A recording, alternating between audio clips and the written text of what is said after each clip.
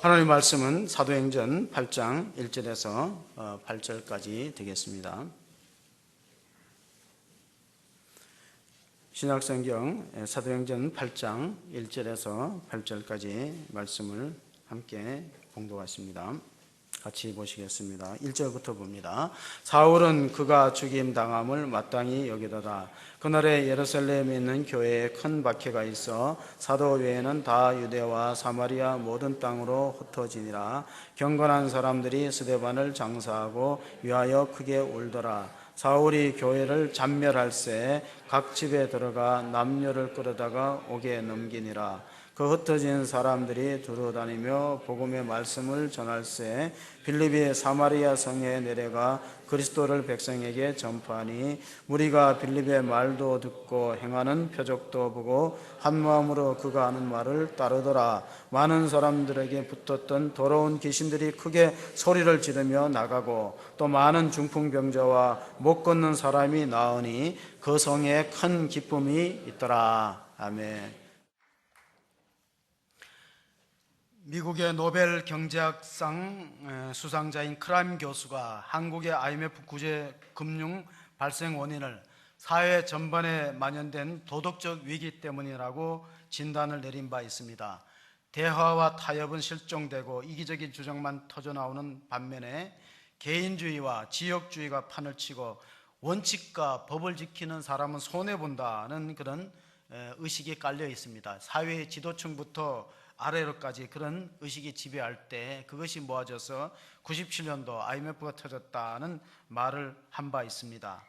영국이 존경하는 정치 지도자 윈스턴 처칠이 한 번은 국회에 늦게 도착할까 봐 기사를 재촉해서 빨리 운전해서 가자 하다가 교통순경한테 걸렸습니다.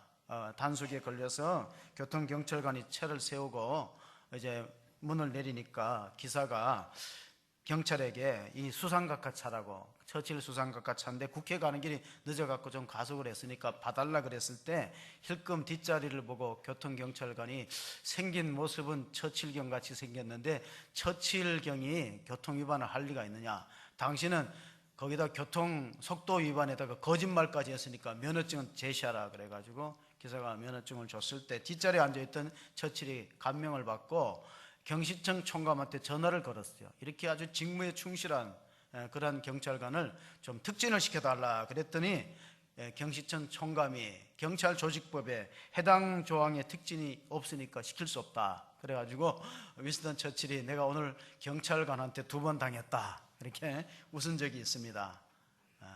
기독교 신앙하고 미신하고 차이가 뭐냐, 미신은 자기가 소원하는 바를 성취하고 이루면 끝나요. 거기 어떤 윤리나 도덕적 책임의식이 없습니다. 그런데 기독교는 달라요. 기독교는 사회와 역사 속에 책임을 감당해야만 그것이 올바른 신앙이라는 사실입니다. 어떤 소년이 시계 공장에 취업을 했어요. 그래서 숭룡관한테 물어봤어요. 자기보다 오래 입사했던 숭룡한테 좋은 시계 어떤 시계냐, 어떤 색깔, 어떤 모양, 어떤 디자인이 좋은 시계예요, 아저씨 좋은 시계 어떤 시계예요 했더니 그 숭룡공이 이렇게 말했어요. 좋은 시계는 언제나 정확하게 제 시간을 가르치는 거야. 그게 날씨가 덥든지 춥든지 기온에 관계없이 어느 곳에 있든지 정확하게 제 시간을 가르치는 시계가 좋은 시계다 하고 일러줬습니다. 좋은 성도는 어떤 성도일까요? 하나님이 정한 시간에 예배 자리에 오는 성도가 좋은 성도인 줄 믿으시기 바랍니다. 좋은 성도는 자기 자리를 지키는 거예요. 정확한 시간에. 인도 속담에 번연나무 아래에 자라는 것이 없다는 속담이 있어요. 번연나무는 큰 나무인데 그 나무가 자라면 거기에 이제 사람이 그늘을 쉬기도 하고 새들이 깃들기도 하는데 문제는 그 커다란 나무 밑에 있는 묘목들이 자라지 않아요. 큰 뿌리가 다 퍼져가지고 그래서 다른 식물이 못 자라는 약점이 있어요. 그 나무가 썩어서 고목되고 죽으면 그건 황무지가 됩니다. 그런데 반대로 바나나 나무가 있어요. 바나나 나무는 6개월만 되면은 뿌리를 다른 곳에 내립니다. 그리고 1년쯤 지나면은 또 다시 그 번식을 해서 18개월 되면 바나나 열매를 맺습니다. 빨리 열매를 맺어요. 바나나, 우리가 이제 과일로 먹는 바나나는 심은 지 18개월이면 먹어요. 그리고 그 바나나가 어느 정도 지나다가 죽으면은 거기서 끝나는 게 아니고 주변에 계속해서 바나나가 성장하는 거예요. 재생산이 된다는 겁니다. 그래서 리더십을 말할 때 두 가지를 얘기해요. 그 사람이 아무리 훌륭한 업적을 하고 위대한 지도자라 그래도 그 사람 죽고 나면은 영향력이 없는 사람이 있고, 바나나처럼 계속 번식하는 그런 사람들이 있습니다. 그래서 외신에서 우리가 IMF 터졌을 때 한국은 달러가 부족한 나라가 아니라 리더가 부족한 나라하고 그렇게 기사를 낸 바도 있습니다. 최근에 우리 사회에는 며칠 상간에 아주 세 사람이 목숨을 잃었어요. 한 사람은 기업의 2인자입니다. 이인원 부회장, 그리고 한 사람은 또 포항시장까지 지냈던 정장식 전임 포항시장, 그리고 한 사람은 희극계의 대부라고 했던 구봉서. 이 세 분의 공통점이 있는데 혹시 아시는 분이 있어요? 장로님이란 공통점이 있어요. 또 하나의 공통점이 있어요. 장자교단이라는 우리 통합측 교단의 장로님이, 우리 통합측 교단의 총회장을 지낸 교회의 장로님이셨어요. 동부 이천동의 큰 교회죠. 한 분은 나이가 70세고 한 분은 66세고 한 분은 90세.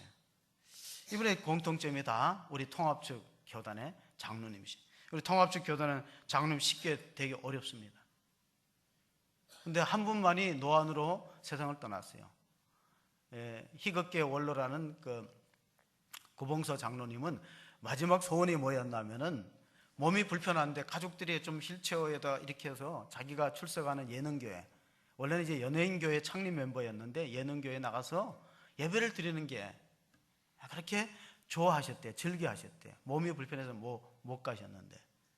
그런데 나머지 두 분은 이상하게 극단적인 선택을 해서 스스로 목숨을 끊고 말았습니다.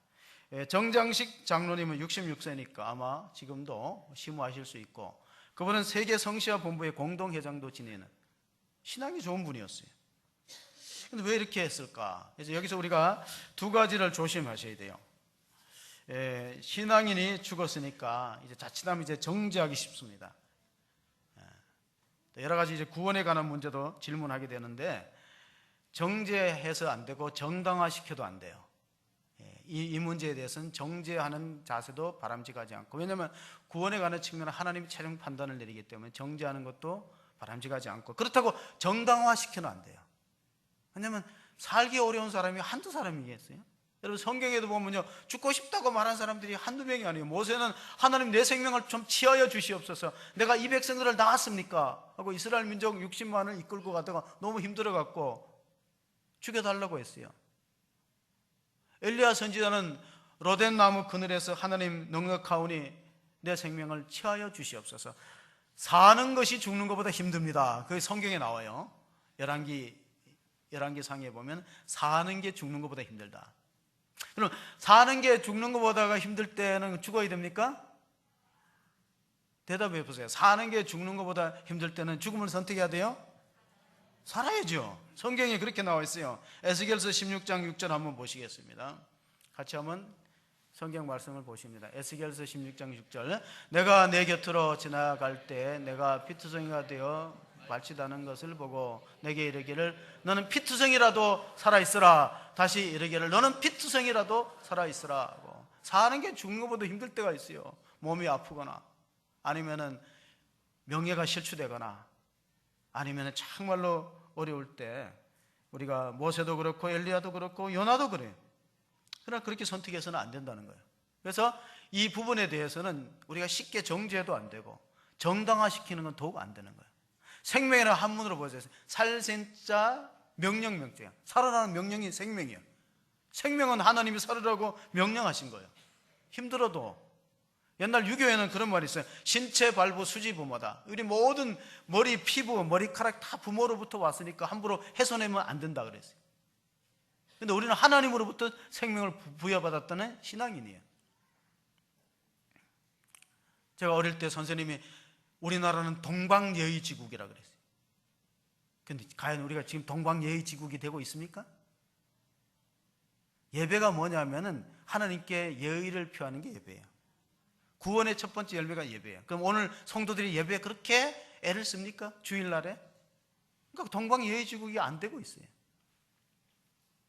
어떤 어머니가 아들이 주일날 아침에 대화를 합니다. 얘가 빨리 지가 가니까 교회 가라 그랬더니 어머니, 좀 주일날에는 좀 늦잠 좀 자고 싶은데. 두 번째로 또 교회 가기 싫은 이유가 장로님들이 기도를 너무 길게 한다. 세 번째는 성가대가 자꾸 불협화음이 있다. 그래 가고 싶지 않다 그랬어요. 그런데 엄마가 세 가지 이유 때문에 가야 된다. 예배는 선택이 아니고 의무야. 성도 구원받은 백성이 예배를 드려야 되는 거야. 그리고 예배는 사람 보러 가는 게 아니야. 장로님 보러 가는 게 아니고 하나님 만나러 가는 거야. 그리고 세 번째, 너는 그 교회 담임 목사인데 네가 안 가면 설교는 누가 하느냐. 담임 목사도 교회 가기 싫을 때 있다는 거예요. 구봉서 장로를 한국의 찰리 채플린이라고 하는데, 찰리 채플린이 이런 말을 했어요. 인생은 가까이서 보면 비극이고 멀리서 보면 희극이다 그랬어요. 조금 멀리서 보셔야 돼요. 하나님의 관점에서 보셔야 돼요. 피자 좋아하시죠? 저는 피자를 별로 안 좋아하는데 우리 집사람이 피자 사달라 그러는데 아직 못 사줬어요. 몇 달 동안. 피자가 의외로 비싸더라고. 그래서 어디 조각 피자 파는 데를 찾는데 잘 눈에 안 띄어요. 세계 3대 피자 업체가 있는데 여러분 잘 아는 피자헛, 그 다음에 도미노, 그 다음에 리틀 지저스예요. 판매 전략이 다 다릅니다. 리틀 시저스는 리틀 그대로 가격이 싸요. 피자헛은 다양한 메뉴가 있어요. 도미노가 잘하는 게 뭐죠? 신속한 배달이에요. 그러니까 다 모든 업체는 자기 나름대로 판매 전략을 갖고 있어요. 근데 최근에 돌풍을 일으키는 파파존스 30대 회장이 창업했는데, 앞으로 이제 피자 업계에서는 이 세 가지 회사를 능가하는 게 파파존스래요. 그럼 이 파파존스는 왜 잘 팔릴 수밖에 없느냐? 본질에다 충실해. 본질. 우리는 좋은 재료를 써서, 이윤을 따지기 전에 좋은 재료를 써서 맛으로 승부하겠다. 본질로 승부하겠다. 저 피자를 먹는 사람이 가장 중요한 게 맛이에요. 맛있으면 되는 거예요. 그럼 교회는 본질이 뭐죠? 교회 본질은 예배. 어떤 시골에서 며느리가 밭에 일하는데 시어머니가 애가 오르니까 안 나오는 젖을 물렸어요. 그래서 며느리가 밭에서 돌아와 보니까 민망스럽잖아요. 아니 자기 시어머니가 손주들 젖을 물리니까 얼마나 보기 싫어요. 어머니 그러지 마세요. 그랬더니 어머니가 좀 마음이 상했어요. 남편한테 말했어요. 여보, 내가 먹이고 싶어서 먹이느냐고. 애가 울으니까 내가 방법이 없으니까 먹였는데 며느리가 그걸 아주 못마땅하게 한다 그러니까 시아버지가 중간에서 곤란하니까 이렇게 말했대요. 그럼 맛으로 승부해라. 맛으로. 애가 어떤 게 맛있는지 맛으로 승부. 피자도 맛으로 승부해. 교회도 맛으로 승부해. 뭐냐? 교회 본질은 예배. 아무 거를 따져도. 그러니까 예배가 돼야 다른 게 되는 거예요. 이스라엘 민족이 광야에서 법궤를 중심으로 성막을 쳤어요. 그건 뭐냐면 예배 중심으로 살겠다는 거예요. 교회는 두 가지 구조가 있는데, 하나는 모이는 교회와 하나는 흩어지는 교회. 그러니까 모이는 교회를 우리가 헬라말, 성경이 기록된 헬라말로 에클레시아라고 불러요. 흩어지는 교회를 디아스포라라고 불러요. 그러니까 교회는 두 가지가 있어요. 모였다가 흩어지는 거. 우리가 물리적으로 설명한다면은 구심력과 원심력이 있어요. 구심력은 예수 그리스도 중심, 말씀 중심으로 모여서 예배 드리는 거예요. 이게 돼야 돼요. 그 다음에는 거기서 끝나면 안 됩니다. 거기서 끝나면 수도원이 되는 거예요. 세상 속에서 그리스도의 증인으로 흩어져야 돼요. 초대교회의 모습을 한번 보겠습니다. 초대교회가 어떻게 예배를 드렸는가? 사도행전 2장 46절에 보시면은 같이 봅니다. 날마다 마음을 같이하여 성전에 모이기를 힘쓰고 집에서 떡을 떼며 기쁨과 순전한 마음으로 음식을 먹고. 그들은 날마다 성전에 모이는 걸 기뻐하고 즐거워했어요. 초대교회의 모습입니다. 그런데 세월이 많이 바뀌었잖아요. 오늘의 모습은 어떠냐? 오늘은 모이는 걸 싫어해요. 왜 이렇게 모임이 많냐고. 오늘 또 주일인가? 이렇게 하는 성도들이 늘어난다는 거예요. 히브리서 10장 25절에 보면은 거기에 대해서 히브리서 기자는 이렇게 말씀합니다. 같이 봅니다. 모이기를 피하는 어떤 사람들의 습관과 같이 하지 말고 오직 권하여 그날이 가까움을 볼수록 더욱 그리하자. 모임을 자꾸 피하고 줄여요. 그래서 저 유럽이나 미국제는 새벽 기도를 안 드립니다. 수요일도 그냥 희지부지예요. 이렇게 되면 교회는 점점 유지되기 어렵습니다. 예수님의 12제자들이 예수님에게 가르침을 받다가 3명만 특별히 차출해서 변화산에 올라갔어요. 그게 야고보와 요한과 베드로예요. 그래서 예수님이 영광을 바라볼 때 베드로가 이렇게 말했습니다. 여기가 좋사오니 여기 초막셋을 짓되 모세와 엘리야와 주님을 위해서 지읍시다. 그럴 때 예수님께서 산 아래로 내려가자 그랬어요. 문제가 있고 복잡한 산 아래, 여기가 좋사오니 하고 교회가 모여서 예배만 드리면은 그러면 하나님의 사명을 누가 감당할 것이냐. 예수님의 요청에 따라서 산 아래로 내려갔더니 거기에 자녀가 병들어서 힘들어하는 아버지를 만나게 됩니다. 그래서 오늘 초대교회가 하나님이 주신 사명을 망각하고 있을 때 큰 박해와 핍박이 일어났습니다. 그게 8장 1절, 오늘 본문이 시작되는 1절입니다. 같이 보십니다. 사울은 그가 죽임당함을 마땅히 여기더라. 그날에 예루살렘에 있는 교회에 큰 박해가 있어 사도회는 다 유대와 사마리아 모든 땅으로 흩어지니라. 원래는 나가서 복음을 전하라 그랬는데 여기가 좋사오니 하고 예배만 드리니까 하나님이 극단적인 방법이 뭐냐, 핍박이 일어났던 거예요. 그래서 나가서 복음을 전하게 되는데 4절도 우리가 연속해서 읽어보면은 사도행전 8장 4절에 그 흩어진 사람들, 그 흩어진 사람을 뭐라고 부르냐면 디아스포라라고 불러요. 그러니까 우리나라도 세계 여러 민족 가운데 디아스포라가 많은 나라예요. 왜냐하면 적어도 우리 국민의 10분의 1 이상은 해외에 삽니다.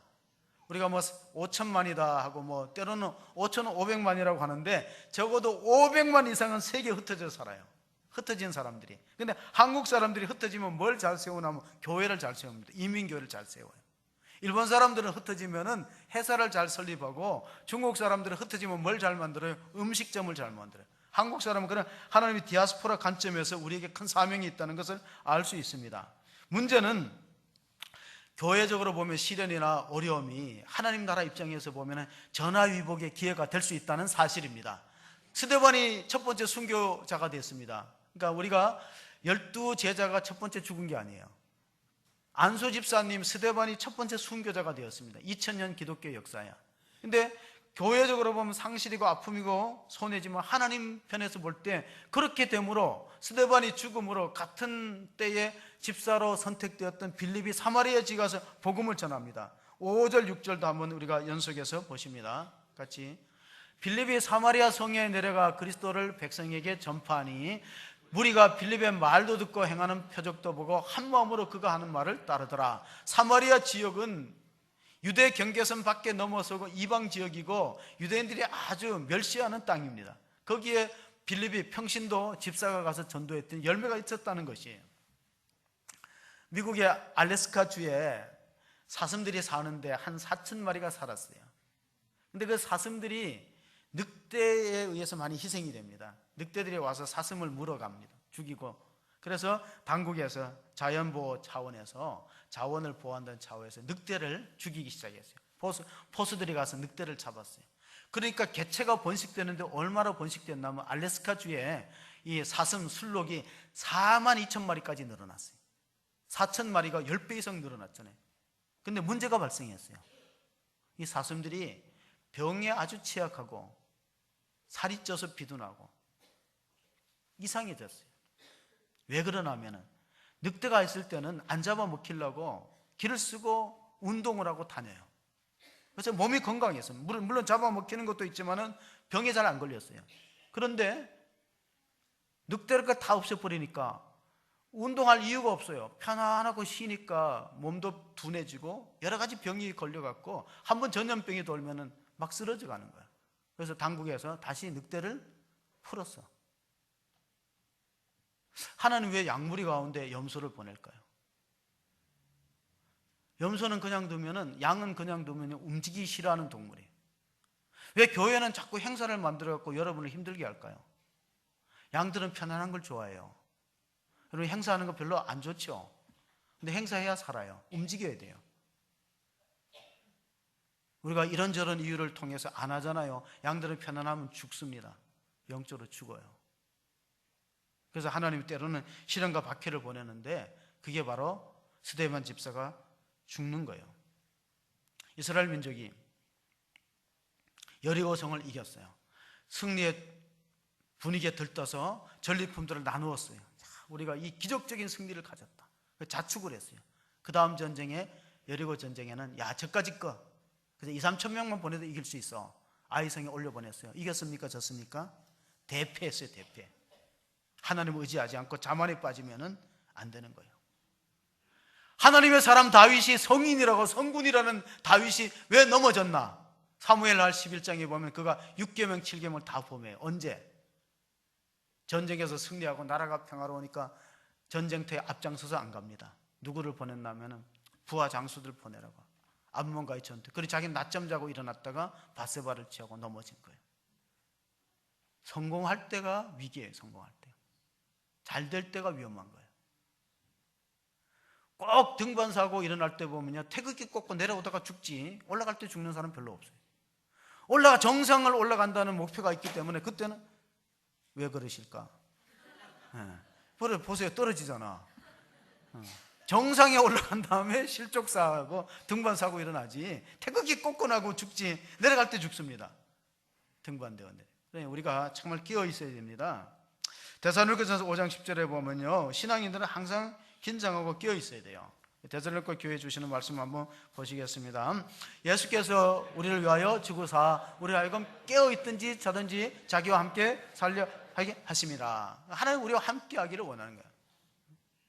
성도는 어떤 사람이 성도냐면, 잘 보세요. 하나님을 아버지로 모시고 교회를 어머니로 섬기고 예수와 함께하는 사람이 성도예요. 교인이에요. 교회를 무시해서는 안 되는 거예요. 건강한 교회가 어떤 교회인가? 우리가 웰빙이라는 말을 많이 썼어요. 웰빙. 그 웰이라는 말이 WELL이잖아요. 이게 건강하다는 뜻이고 잘 된다는 뜻이에요. 그러니까 웰의 약자가 뭐냐? 웰은 첫 번째 W가 워십, 예배예요. 두 번째 E는 전도, 에반젤리즘이에요. 에반젤리즘.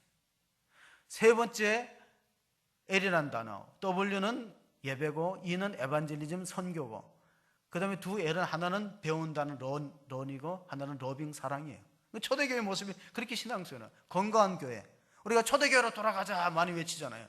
초대교회는 이상적인 교회고 모델이 되는 교회인데, 그 교회는 웰빙의 교회, WELL, 모여서 예배하고 나가서 선교하고 전도하고 에반젤리즘, 그리고 서로 사랑으로 교제하고 가르침을 받았어요. 사도행전 2장 42절 43절을 보시면은 초대교회 모습이, 그들이 사도의 가르침을 받아 서로 교제하고 떡을 떼며 오로지 기도하기를 힘쓰니라.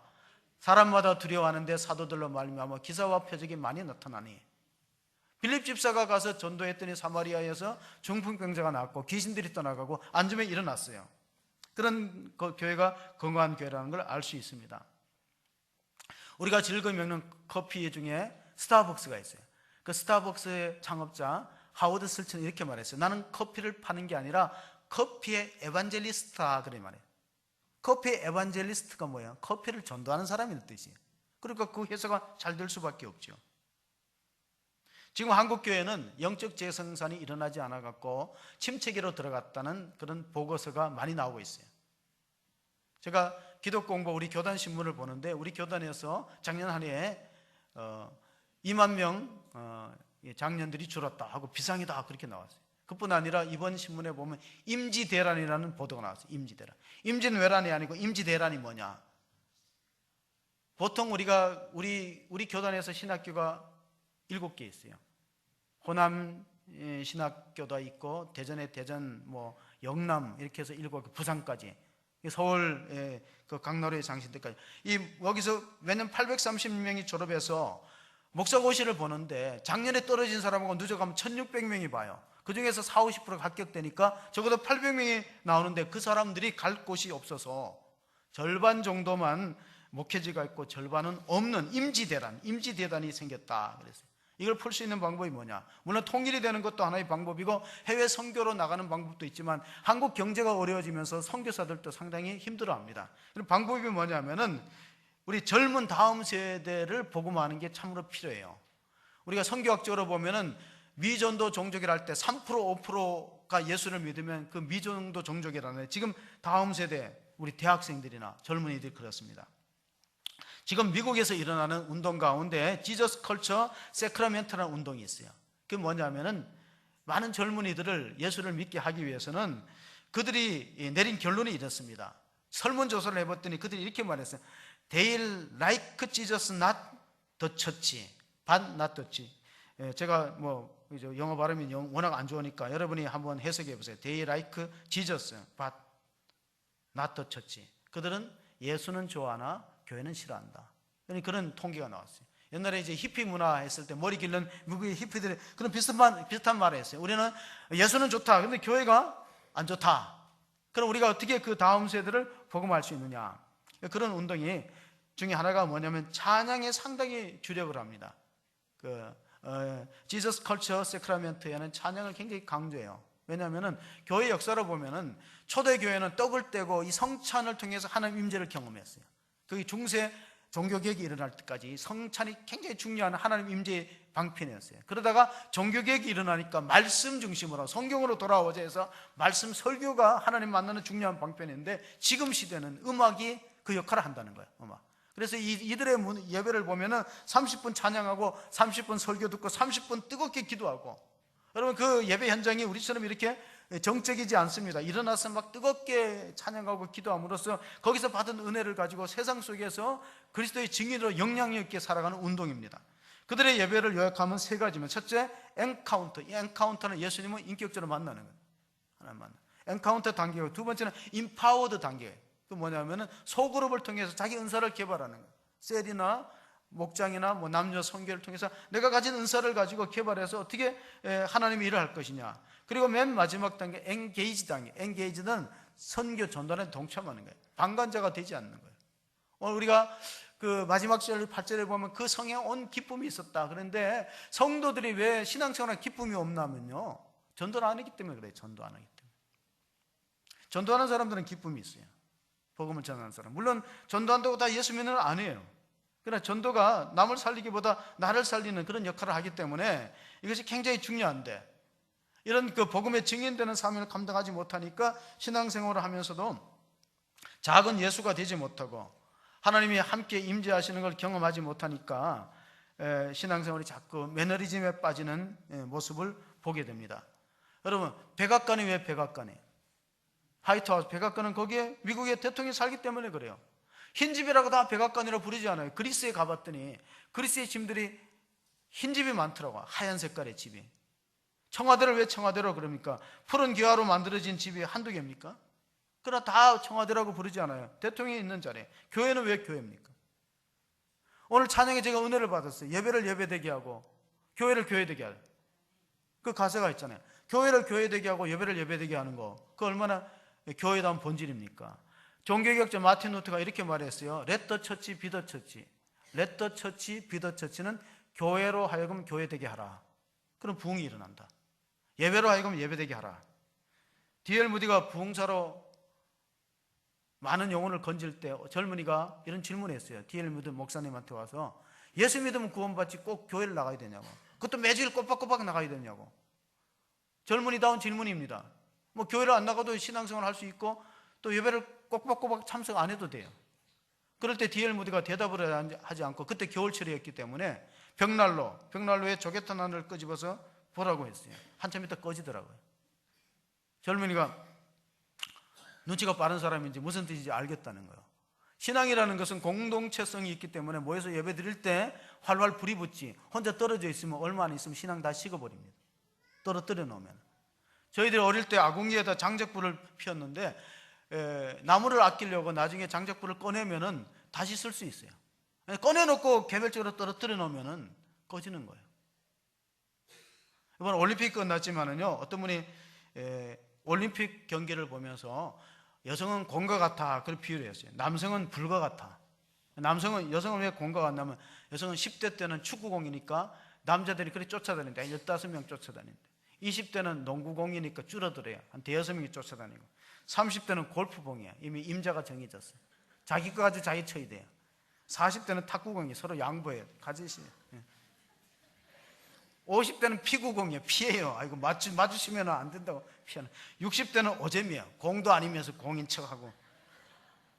실망하지 마세요. 남자 얘기도 해야죠. 남자의 10대는 성냥불이에요. 스치면 불 붙어요. 20대는 장작불이. 보기 좋을 때가, 남자는 20대가 보기 좋아요. 30대는 모닥불이야. 은은하고 낭만적입니다. 40대는 연탄불이야. 겉으로는 별 볼일 없지만은 그래도 화력이 대단한 게 40대. 50대는 하로불이에요. 다 죽은 돼지만 뒤져보면 살아있는 속불이 남아있어요. 60대는 담뱃불이에요. 저 담뱃불이에요. 땡겨줘야만 이제 불이 조금씩 붙고, 안 두면 꺼져버려요. 70대는 반딧불이야. 불도 아닌 게 불인 척하고. 80대는요 성화봉송불이야. 4년마다 붙어. 다음에 이제 리오올림픽 끝났으니. 성교학적으로 기독교를 와일드 파이어라 그래요. 들불. 와일드 파이어가 뭐예요? 들불은 뭐냐면은, 저희들이 어릴 때 개구장이라 갖고 겨울철에 산에서 많이 놀았어요. 칼싸움하고 막 이렇게 놀다가 추우면은 울타리를 다 걷어가지고 불 질러요. 근데 이게 불이 이 공동묘지로 번져요. 그럼 우리가 막 겁나갖고 동네 마을에서 어른들 올라올까봐 산소를 태워먹고 묘지를 태워먹으면 얼마나 야단 맞겠어요. 그래서 막 짝대기를 꺾어갖고 잔디를 끈다고 때리는데 더 번져. 그게 와일드 파이어야. 기독교는 때리면 더 번지는 거야. 박해하면 박해할수록 번성해지는 거야.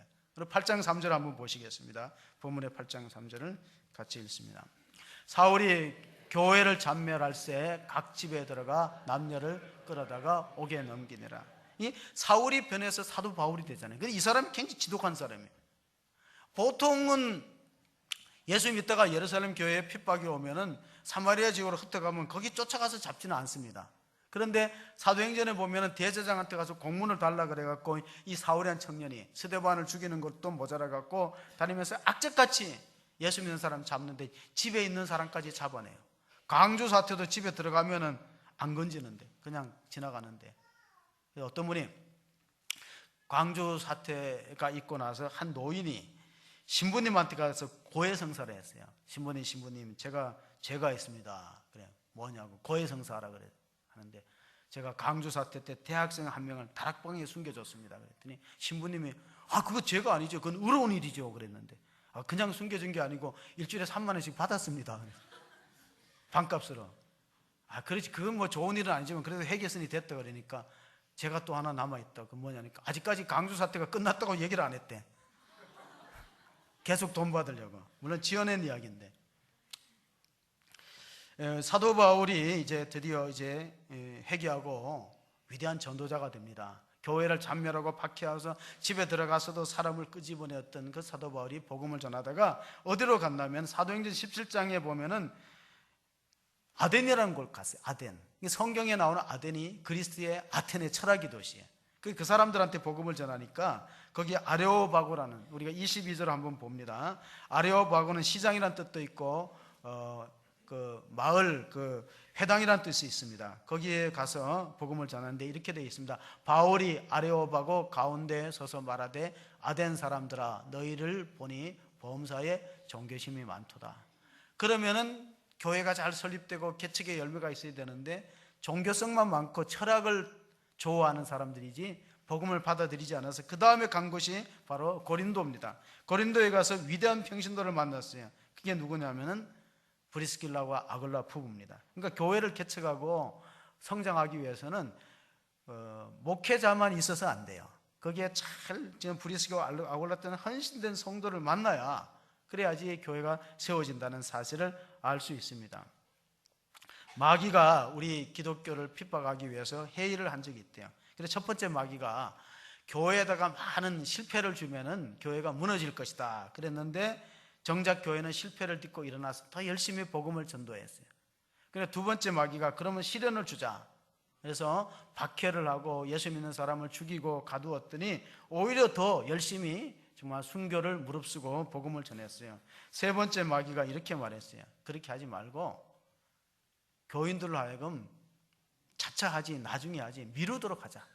근데 그건 맞아 들어갔어요. 세 번째는 우리가 뭐 기도해야지 그러면 아니야, 지금 더우니까 선선하면 하지. 그 선선하니까 더 안 나와.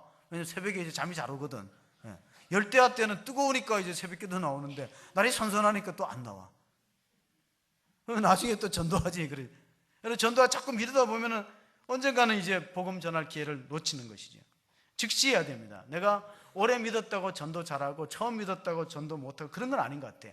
사도행전 요한복음 4장 28절에 보면요, 사마리아 우물가 여인은요 구원받자마자 가서 전도했어요. 우리가 28절 29절 한번 읽어보겠습니다. 여자가 물동이를 버려두고 동네로 들어가서 사람들에게 이르되 내가 행한 모든 일을 내게 말한 사람이 와서 보라, 이는 그리스도가 아니냐 하니. 우리가 예수님에 대해서 많이 모르고 성경 몰라도 전도할 수 있어요. 뭐라고요? 와서 보라. 우리 교회 한번 와보라.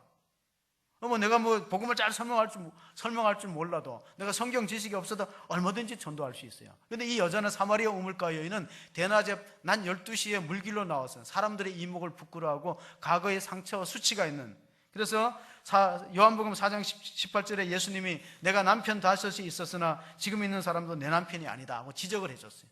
그러니까 우리로 말하면은 그 사마리아 여인은 자기 과거를 용하게 맞추는 예수님은 메시아일 거다.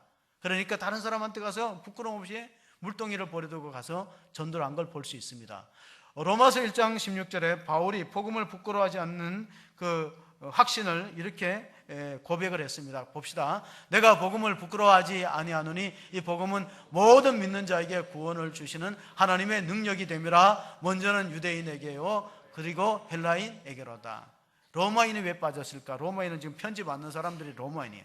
그 당시에는 유대인, 헬라인, 로마인, 이것이 세계에 퍼져 있는 백성으로 볼 수 있습니다. 하나님의 명령을 따라서 복음을 부끄러워하지 않고 전도하게 하는 자에게는 어떤 상급이 있고, 만일 또 전도를 안 하면 어떤 화가 있을까? 바울은 고린도전서 9장 16절에 자기가 전도하는 것은 부득이 할 일이다. 내가 복음을 전할지라도 자랑할 것이 없으면 내가 부득불 할 임이라. 만일 복음을 전하지 아니하면 내게 화가 있을 것이다 하는 그런 어떤 그 사명의식을 가지고 전도한 걸 볼 수 있습니다. 반대로 역으로 해석하면 이렇습니다. 복음을 전도하는 사람에게는 얼마나 큰 복이 있는가? 화가 있다. 안 하면 화가 있지만 하면은 얼마나 큰 복이 있을 것인가? 우리가 그것을 다니엘서 12장 3절에 한번 찾아볼 수 있습니다. 다니엘서 12장 3절을 읽어보면은 지혜 있는 자는 궁창의 빛과 같이 빛날 것이요 많은 사람을 옳은 대로 돌아오게 한 자는 별과 같이 영원토록 빛나리라. 그리고 별을 스타라고 불러요. 그러니까 운동을 잘하는 사람은 스포츠계의 스타. 우리가 그 김연아 선수 같은 스타죠. 그리고 또 인기 있는 배우는 또 스타라고 불러요.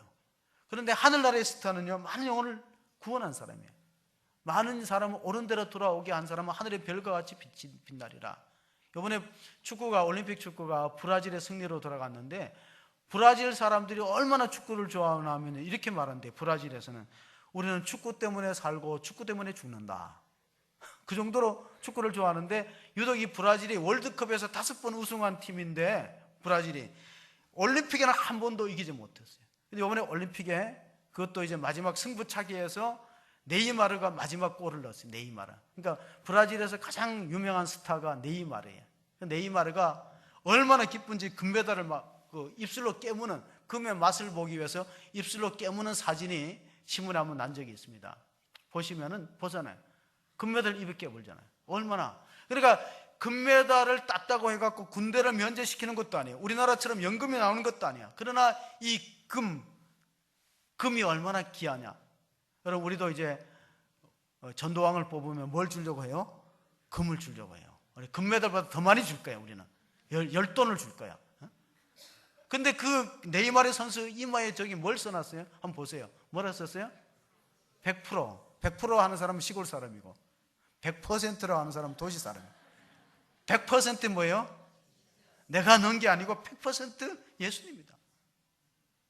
이 브라질 올림픽에 있었던 리오데자네이루에 보면 예수님의 상이, 기도와 이렇게 팔 벌린 상이 나와요. 그 시에서 세웠을까요? 아니에요. 시민들이 돈 내서, 헌금 내서 세운 거예요. 그리고 월드컵에서 우승했을 때 그들이 유니폼을 벗으니까 가슴에 다 I love Jesus라 써놨어요. 내가 골을 넣어서 금메달을 땄지만은 100% 주님의 은혜다 하는 그 신앙 고백이, 저는 그것이 금메달감이라고 생각해요. 그 운동 경기가 있었던 마라카낭 스타디움은요, 사람들이 많이 들어가요. 그리고 브라질 사람들은 축구에 지면 자살하는 사람도 생기니까 얼마나 광적이에요. 그러면 하늘나라는 어떤 사람들이 이끌어야 되는가? 교회 스타는요, 그러니까 축구의 스타는 골 넣는 사람이에요. 골을 넣어야 돼요. 그러니까 교회가 프로그램을 많이 하고 교육을 하고 뭐 온갖 것을 해도 골을 못 넣으면은 한국 축구와 똑같아요. 골을 못 넣으면 모든 것은 영혼 구원에도 초점을 맞춰갖고 영혼을 건지고 새 생명을 얻어야 이게 교회의 사명을, 본질적인 사명을 감당하는 거지. 우리 한국 축구는 그렇게 개인기도 좋고 패스도 잘하고 문전에서 볼 점유율은 좋은데 뭐가 없어요? 넣는 사람이 없어. 넣는 사람이. 우리 교회도 마찬가지예요. 저는 하나님이 우리가 천국 가면 꼭 물어볼 것 같아. 반갑다고 한 다음에 혼자 왔냐고 물어볼 것 같아. 그럼 아니요, 많이 같이 왔어요 하면 하나님이 차가워 충성된 종이라고 칭찬할 것 같아. 근데 혼자 왔습니다 그러면 몇 년 예수 믿었냐고 물어볼 것 같아.